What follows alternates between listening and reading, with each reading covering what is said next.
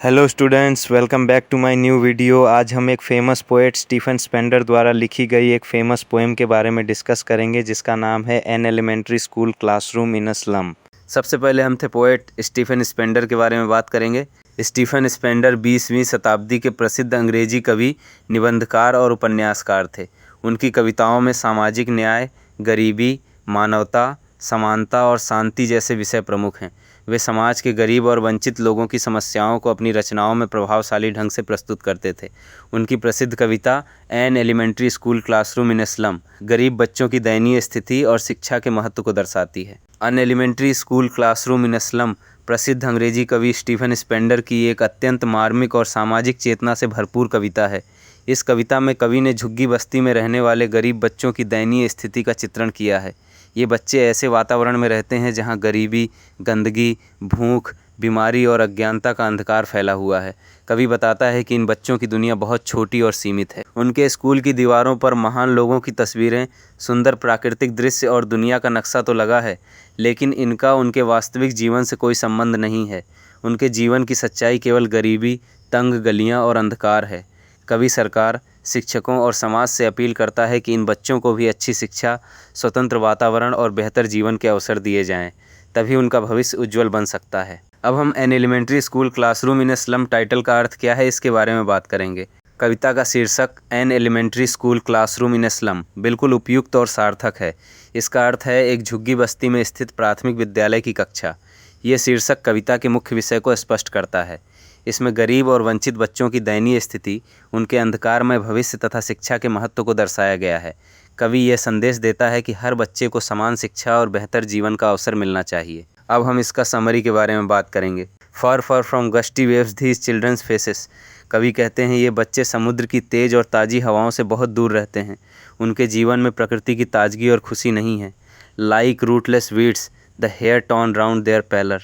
इन बच्चों के बिखरे हुए बाल ऐसे लगते हैं जैसे जड़ से उखड़ी हुई घास। उनके चेहरे बहुत पीले और बीमार दिखाई देते हैं। The tall girl with her weighed down head. एक लंबी लड़की अपना सिर झुकाकर बैठी है। वो बहुत दुखी, थकी हुई और कमज़ोर लगती है। The paper seeming boy with rat's eyes. एक लड़का इतना दुबला पतला और कमज़ोर है कि वो कागज़ जैसा हल्का लगता है। उसकी आँखें चूहे जैसी छोटी और डरी हुई दिखाई देती हैं। The stunted unlucky heir of twisted bones reciting a father's gnarled disease. एक बच्चा शारीरिक रूप से ठीक से बढ़ नहीं पाया है। उसे अपने पिता से हड्डियों की बीमारी विरासत में मिली है। वो दुर्भाग्यशाली है और उसी बीमारी के साथ जी रहा है। His lesson from his desk.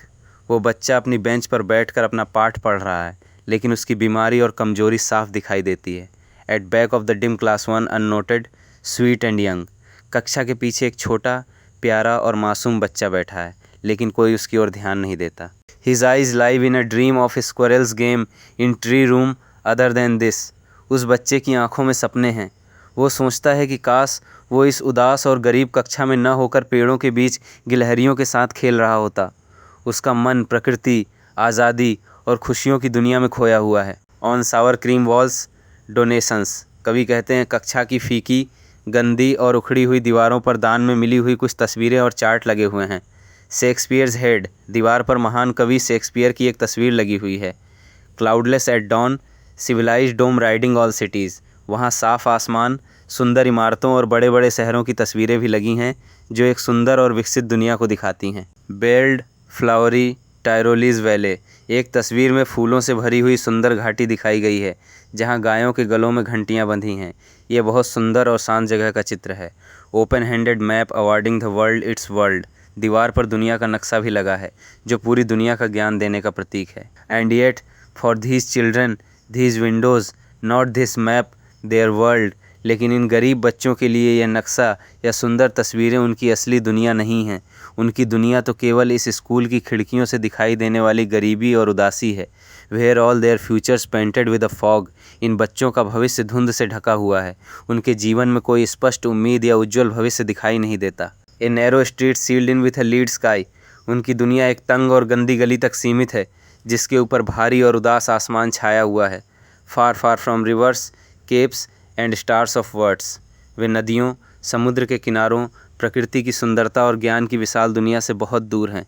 उनके जीवन में इन सब का अनुभव नहीं है। Surely Shakespeare is wicket the map a bad example. कवि व्यंग्य करते हुए कहता है कि इन गरीब बच्चों के लिए शेक्सपियर की तस्वीर और दुनिया का नक्शा किसी काम के नहीं हैं।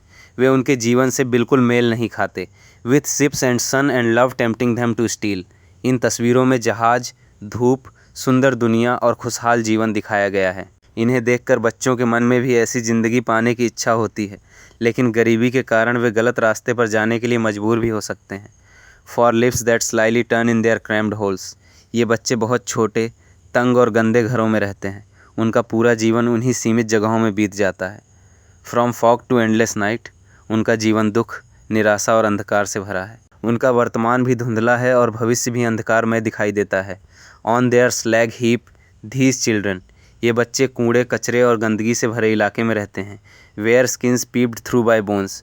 वे इतने कमज़ोर और कुपोषित हैं कि उनकी हड्डियां उनकी पतली त्वचा के बाहर से साफ दिखाई देती हैं।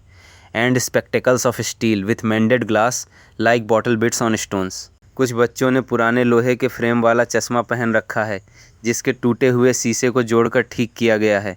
वो ऐसा लगता है जैसे पत्थरों पर पड़ी टूटी हुई बोतल के कांच के टुकड़े। All of their time and space are foggy slum. इन बच्चों का पूरा जीवन गंदी, तंग और गरीब बस्ती यानी झुग्गी झोंपड़ी में ही बीतता है। उनका हर दिन गरीबी, दुख और अंधकार से भरा हुआ है।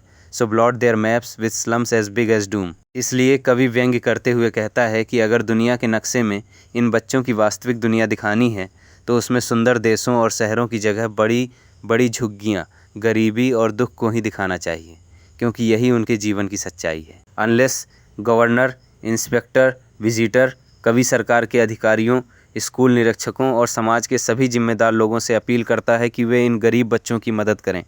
This map becomes their window and these windows. दुनिया का नक्शा केवल दीवार पर टंगा चित्र न रहे, बल्कि वो बच्चों के लिए पूरी दुनिया देखने और समझने का वास्तविक माध्यम बने। That set upon their lives like catacombs. इन बच्चों का जीवन अंधेरी कब्र यानी कैटाकॉम्ब की तरह बंद और दुखों से भरा हुआ है।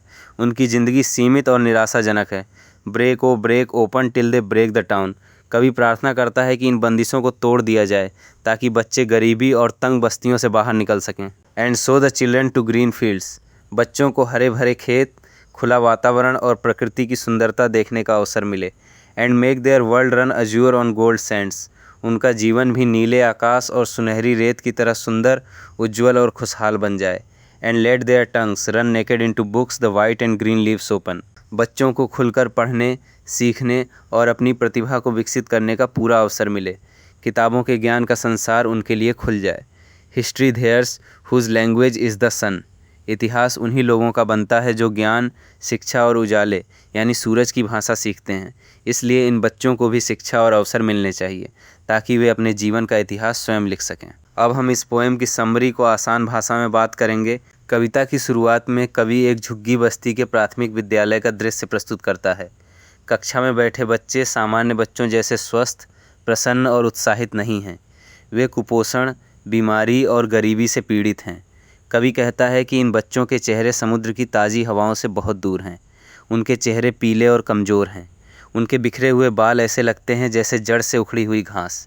एक लड़की सिर झुकाकर बैठी है। वह इतनी थकी और कमज़ोर है कि अपना सिर भी ठीक से नहीं उठा पा रही है। एक लड़का इतना दुबला पतला है कि वह कागज़ जैसा हल्का दिखाई देता है। उसकी आंखें डरी हुई और कमज़ोर हैं। एक अन्य बच्चा अपने पिता से मिली हड्डियों की बीमारी का शिकार है। उसकी हड्डियाँ टेढ़ी मेढ़ी हैं। वह अपनी बीमारी के बावजूद कक्षा में बैठकर पाठ पढ़ रहा है। कक्षा के पीछे एक छोटा सा मासूम बच्चा बैठा है।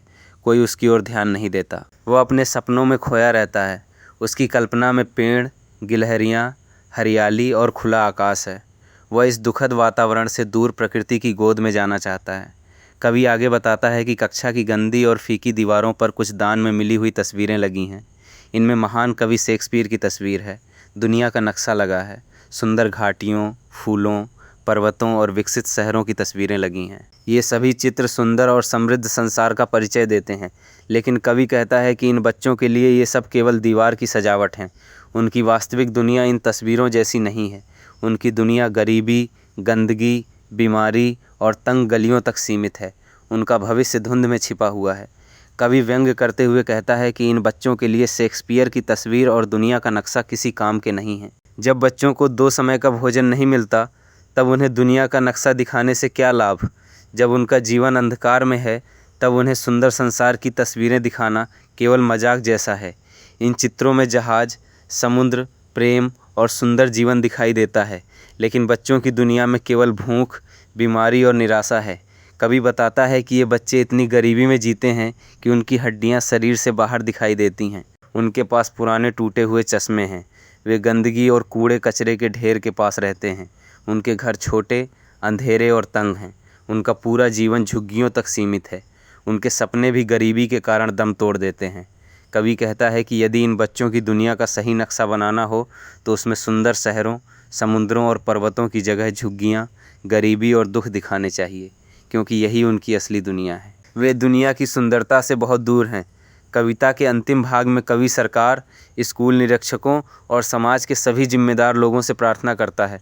वह कहता है, इन बच्चों को गरीबी से बाहर निकालो, उन्हें खुला वातावरण दो, उन्हें हरे भरे खेत दिखाओ, उन्हें नीला आकाश देखने दो, उन्हें अच्छी शिक्षा दो, उनके लिए किताबों के दरवाजे खोलो, उनकी प्रतिभा को विकसित होने का अवसर दो। यदि ऐसा नहीं किया गया तो ये बच्चे हमेशा अंधकार और गरीबी में ही जीवन बिताएंगे। अब हम an elementary school classroom in slum poem की निष्कर्ष क्या है इसके बारे में बात करेंगे। An elementary school classroom in slum केवल एक स्कूल का चित्रण नहीं है, बल्कि पूरे समाज की असमानता पर गहरा प्रहार है। स्टीफन स्पेंडर ने इस कविता के माध्यम से यह दिखाया है कि गरीबी और सामाजिक अन्याय के कारण लाखों बच्चों के सपने अधूरे रह जाते हैं। वे समाज और सरकार से आग्रह करते हैं कि इन बच्चों को अच्छी शिक्षा, स्वतंत्र वातावरण और समान अवसर प्रदान किए जाएं।